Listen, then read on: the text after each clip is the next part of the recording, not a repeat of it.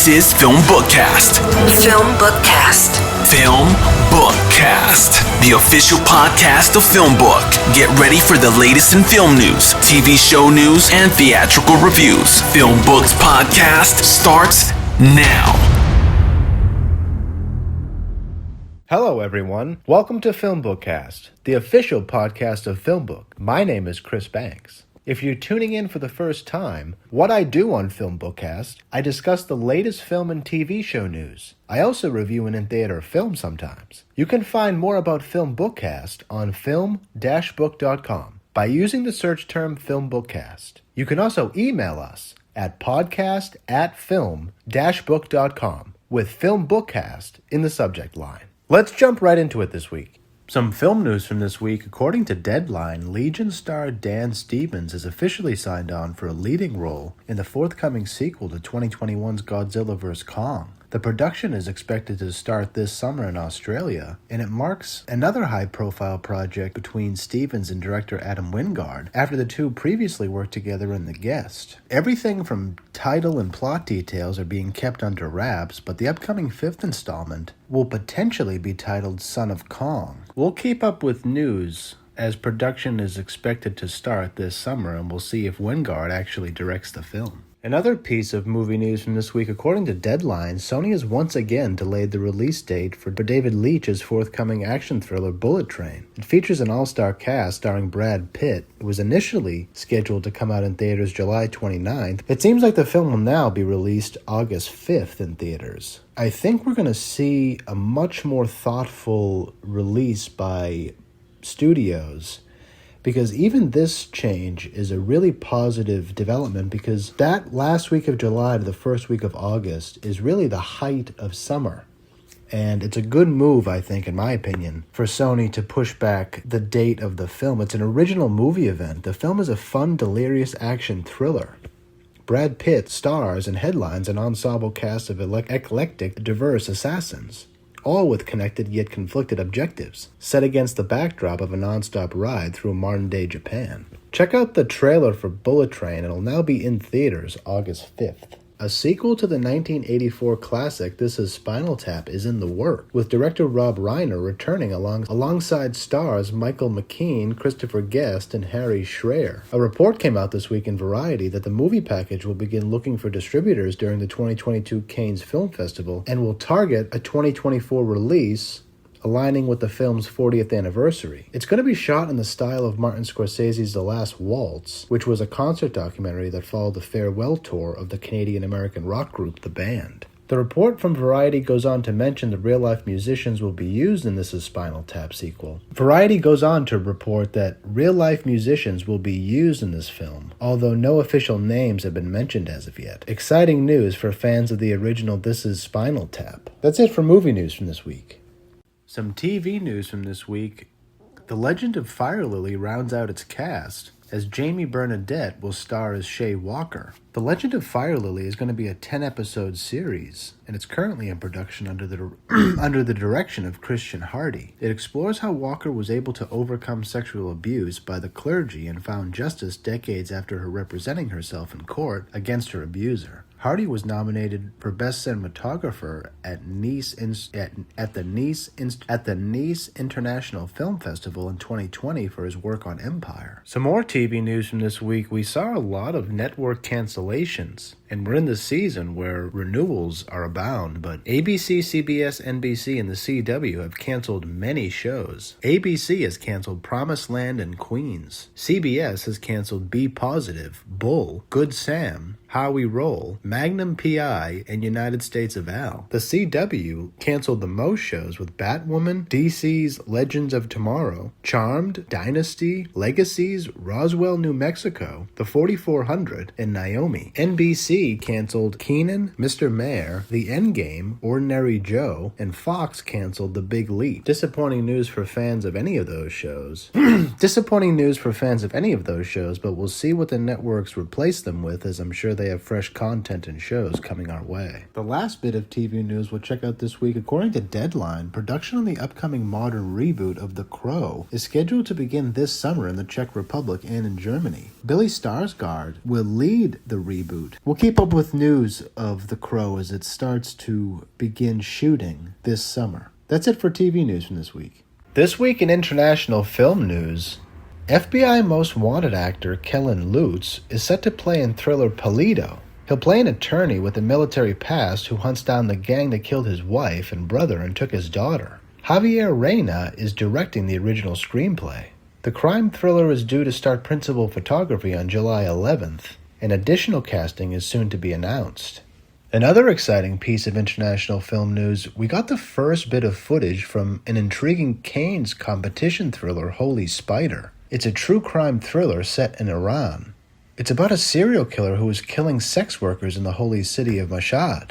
Based on a true story, the film centers on a female journalist from Tehran who is trying to track the killer down, who faces a lot of opposition from authorities, as many secretly support the spider killer for removing scandalous elements from their society. Lastly this week, in spite of unfortunate news reports that the UK-based film prizefighter The Life of Jim Belcher hasn't paid its actors yet, Amazon picked up the rights to distribute the movie domestically. The film is set at the turn of the 19th century.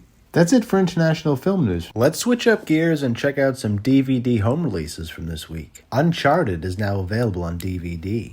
$5 billion is on the line for treasure hunters Nathan Drake and Victor Sullivan. The treasure was lost over 500 years ago and was said to have come from the famed Portuguese explorer Ferdinand Magellan. Drake and Sullivan must scour the globe to find the riches before Moncada can get to it first. What results is an action-packed race for a fortune that will change the lives of those who find it. Uncharted is now available on DVD. Dog is now available on DVD. A U.S. Army Ranger Briggs has been on downtime from his post at the Joint Base for a while. When he tries to return to service, he's told that he can be brought back into the game, so to speak, if he agrees to deliver a Belgian Malinois named Lulu to the funeral of her now deceased handler in Arizona. The trip down from Washington State to Arizona takes 1 week, and Briggs receives a warning. Lulu can be incredibly sweet, but she can turn on you in a heartbeat. When Briggs finds himself on a trip with the sweet little demon, he realizes that there's a lot more about Lulu and himself than he ever realized he needed to face. Dog is now available on DVD.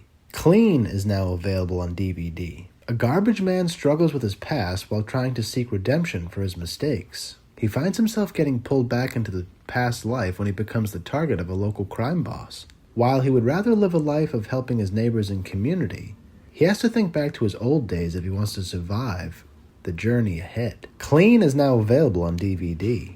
Indemnity is now available on DVD. After waking up next to the body of his dead wife, an ex-Cape Town fireman with no memory of the event must decipher the evidence to find his wife's true killer while all the evidence is pointing towards him. After being labeled the prime suspect, he finds himself on the run by people on both sides of the law. The hunt for justice brings him to discover a larger conspiracy than he could ever imagined. Indemnity is now available on DVD. That's it for home releases from this week. This week in film trailers is one of the most exciting and really touching trailers that I've seen in a long time. The film title is Cha-Cha Real Smooth. It's going to be on Apple TV and in select theaters June 17th. It's a comedy drama that debuted at Sundance Film Festival this year. It features a fresh-out-of-college young man who has no idea what to do next. In the meantime, he works as a party starter at a bar mitzvah, where he meets a beautiful woman and her daughter, who will make him realize the future he wants. Cha-Cha Real Smooth is described as a tale of unconventional love that brims with emotional honesty. Fresh out of college and without a clear life path going forward, 22-year-old Andrew is stuck back at home with his family in New Jersey. But if there's one thing that belongs to his non-existent resume, it's how to get a party started, which lands him the perfect job as a motivational dancer at a bar and bar mitzvahs for his younger brother's classmates. When Andrew befriends a local mom and her daughter, he finally discovers the future he wants, even if it might not be one of his own. Check out the trailer for Cha-Cha Real Smooth. It's really touching. We don't get enough of films that speak about, the volatility of growing up as a young man, but that's why Cha-Cha Real Smooth is something that's on my radar, and I can't wait to see the movie. Check out the trailer for Cha-Cha Real Smooth. It'll debut in select theaters and Apple TV Plus June 17th. Another film trailer that debuted this week, another South Park made-for-TV film is on the way, as South Park The Streaming Wars will land exclusively on Paramount Plus later this year. It's the third of 14 films the creators have agreed to make for the streamer when they signed a massive $900 million deal with Viacom later last year. Cartman locks horns with his mom in a battle of wills while an epic conflict unfolds and threatens South Park's very existence, reads the official synopsis. The show's 25th season just wrapped earlier this year, and fans of this show will be excited for this upcoming new film. Check out the trailer for South Park The Streaming Wars. South Park The Streaming Wars will be available to stream June 1st. The last film trailer we'll check out this week comes to us from Netflix, and the film title is Hustle. It's going to arrive on Netflix in June. And Adam Sandler stars as a basketball recruiter who finds a star overseas and has to really motivate him and bring him around to being in NBA-ready shape. And we see that a culture shock comes to the young man who he recruits, and it looks like it's going to be a really good movie. It's great to see Adam working in a container that he's passionate about. He loves basketball, and his character in the film loves basketball. Check out the trailer for Hustle. It'll debut on Netflix in June. That's it for film trailers from this week.